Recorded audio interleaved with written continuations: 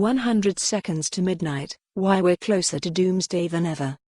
The Bulletin of Atomic Scientists, a non-profit group dedicated to monitoring the potential for global catastrophe, last night set the doomsday clock forward.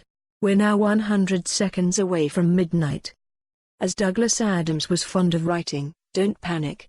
This doesn't literally mean we'll all be dead in the next minute and a half.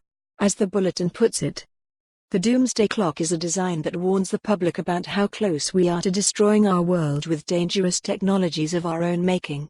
It is a metaphor, a reminder of the perils we must address if we are to survive on the planet.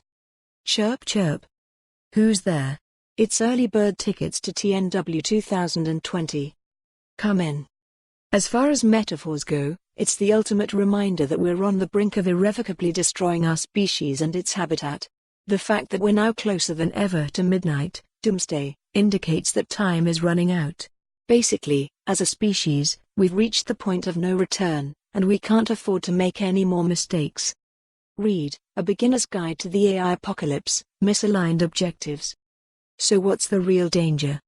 The Bulletin, whose advisory board contains 13 Nobel laureates, says, humanity continues to face two simultaneous existential dangers, nuclear war and climate change, that are compounded by a threat multiplier, cyber-enabled information warfare, that undercuts society's ability to respond. The international security situation is dire, not just because these threats exist, but because world leaders have allowed the international political infrastructure for managing them to erode. There's a lot to unpack there.